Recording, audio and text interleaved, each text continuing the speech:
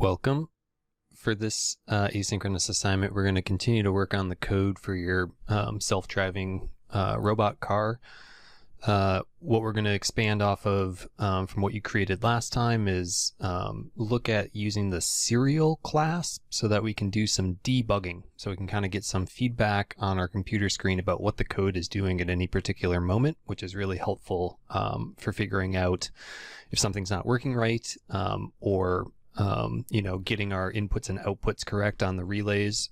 So when we tell it to go forward, it's not actually going backwards. So Arduino, this type of code, which is C-based, like I've mentioned before, has, it's called an object-oriented programming language, or object OOP, O-O-P, which you'll see a lot when you're getting into coding. And what that means is that an object-oriented programming language allows you to have classes, which are kind of these general templates of code, and then you can create multiple objects from that class over and over again and like change their attributes multiple times. So there's a number of classes that are actually already built in to the Arduino integrated development environment, but if we get a little bit more advanced, you may learn how to create your own classes as well.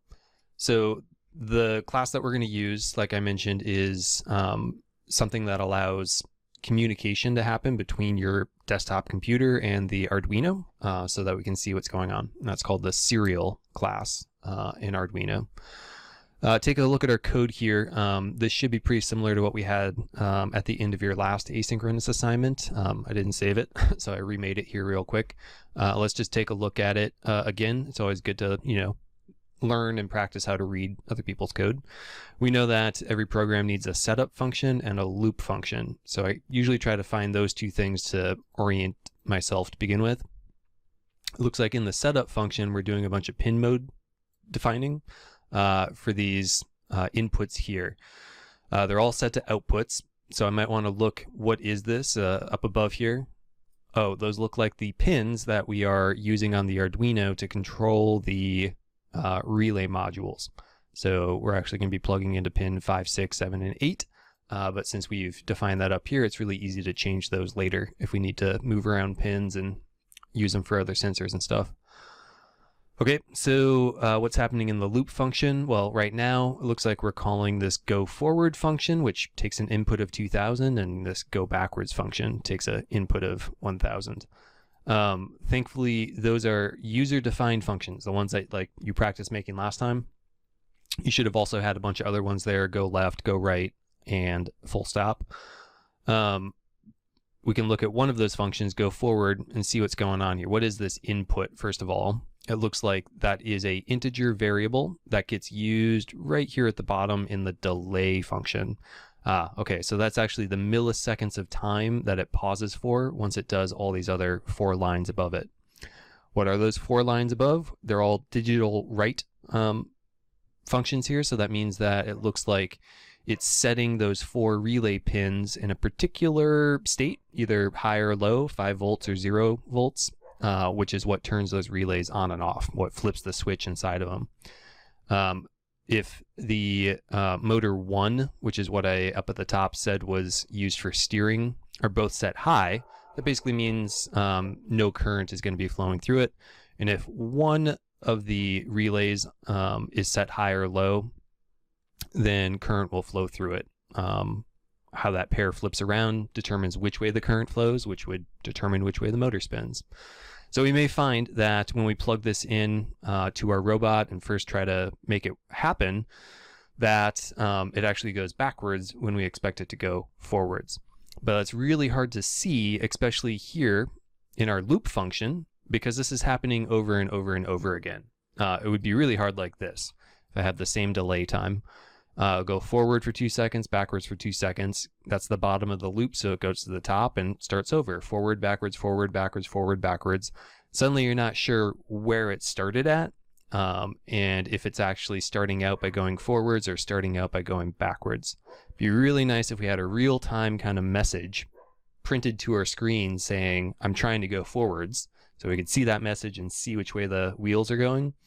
And then when it switches to the part of the code where it's trying to go backwards, if it told us that's what it's doing, that'd be super useful for debugging. So here's how we're going to do that. So the class I mentioned that we're going to use is this serial communication class. Remember, serial is what the S in USB stands for, and that's the type of cable that we're plugging our Arduino to the computer with. So USB, Universal Serial Bus. The way that we start this object from the serial class has to be done in the setup function. So you'll get used to doing this a whole lot. And when we use a class, you'll notice something is a little bit different here. So it's capital S-E-R-I-A-L. That's bolded when we're working in the integrated development environment here, right? In addition to the color being changed. So Arduino has recognized that I just used the name of an existing class. In this serial class, there's a whole bunch of other things that we can do. And the thing that we're trying to do right now is like create a new object from that class of code. So I'm going to do serial dot period there dot begin. Notice that changes color because it recognizes that within the serial class, that is part of like the template of the coding that we can use. And begin does take a input, which most often is 9,600.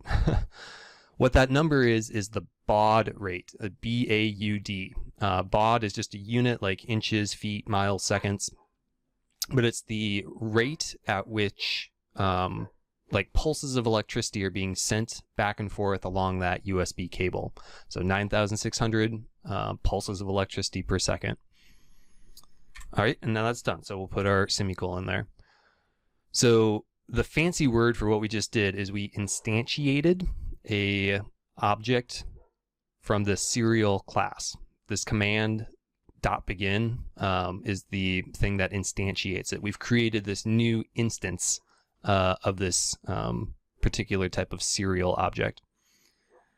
Okay, so now that we have this serial object that's been created, now we can use it further on down. So here in the go forward section, as soon as it does this go forward, well, before it does that, I'm going to do it up above.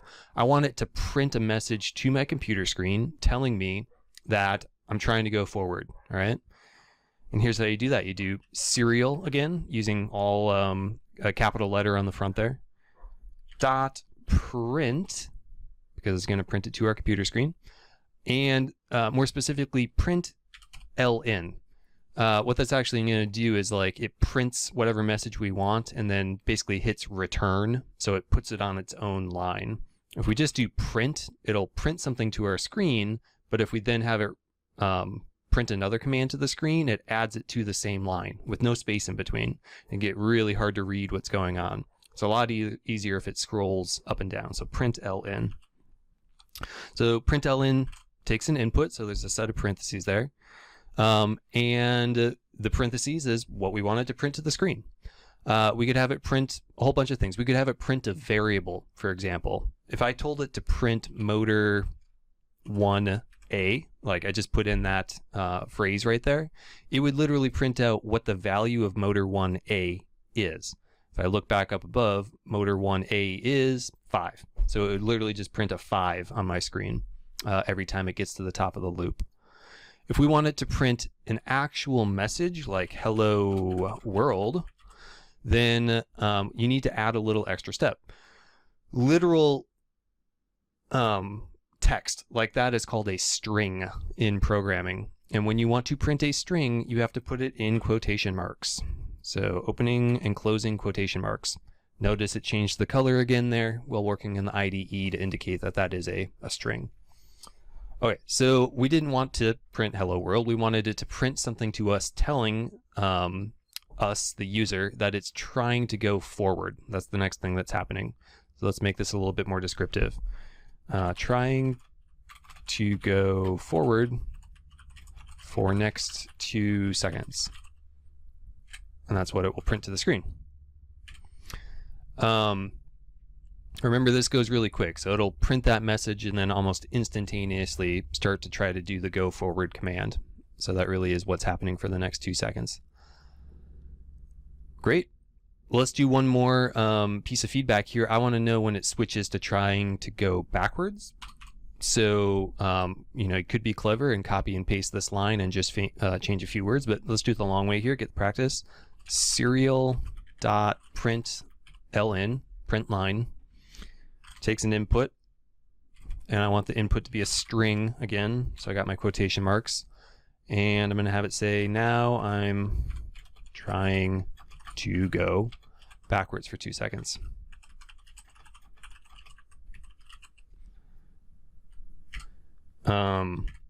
Great.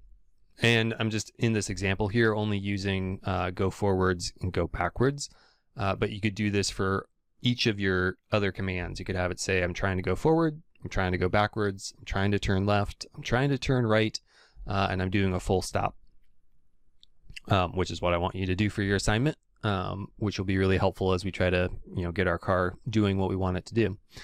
So I'm going to actually upload this real quick so you can see where do you find that message, right? So I held up to the camera here. I have an actual Arduino, so I'm going to plug mine in. Do the same annoying steps we always have to do of making sure I've got the right type of board selected. I'm using an Uno, and that I've told it what port it's connected to. So I literally have to click the only one there that says Arduino Uno. Now I can upload this, which will do two things at once. Again, it'll check to make sure if I have any errors. If I type something wrong, it'll give me a message, and then it will write it to my board. It'll also ask me to save my code if I haven't saved it already. So it looks like I have a mistake here. Good. So the message says expected a semicolon before go forward, and it's highlighted this line for me. All right. So if it's looking for a semicolon before this line, that's a pretty good indication that I forgot a semicolon right there. So add that semicolon. It really is helpful to read those error messages down at the bottom. Let's try that again. Says it's uploading, says it's done uploading. All right, so if I had uploaded this to my Arduino that was connected to my relay module that had power and motors connected to it, I'd probably see the motors spinning backwards and forwards, probably fairly energetically, right? Full speed forwards and then right away trying to go backwards. Where's our message? Well, here's where you find it. It's in something called the serial monitor, and it's part of the integrated development environment. If you go up to the upper right-hand corner, there's a tiny magnifying glass, and you hover over it, it's going to say serial monitor. When you click on that, you'll get a little pop-up window. And I see those messages coming in every 2 seconds. Now I'm trying to go backwards. Now I'm trying to go forwards. On and on and on. We can close out the serial monitor and the program on the Arduino will continue to run. But sometimes when you open the serial monitor, be aware that it might reset your code and start it from the beginning. Just something to be aware of if your code is time sensitive. And I just want to look at a couple of things to mess around with this. One would be, let's see what it looks like if we forgot the ln on our print commands here. Show you why you want to use print ln instead of just print. Okay, I re-uploaded that. It's running. Here's what it looks like. Printed it. Oop, and it added it behind that, and it's going to continue to add it. So you can see my scroll bar here is getting smaller and smaller and smaller as I end up with this really long line of text scrolling along the top there. Cool. Not super readable. And that is why we use print ln instead. All right, so to recap your assignment, you should take your asynchronous assignment from last time, which had your code written here with predefined or user-defined functions that you made, one for going forwards, one for going backwards, one for turning left, one for turning right, and one for a full stop. And in your loop area, call each of those for some amount of time. I'd say 2 seconds is pretty good, so user input of 2000 milliseconds there. And before each of those, have a little prompt using the serial class to print a statement saying what your car should be doing. That'll be very useful for the next time we are in the classroom together trying to correct our code. Because as I mentioned, some of these highs and lows, we might have them wrong, and we'll need to just change a few of those words so that the function actually matches with how we've wired it together in the robot.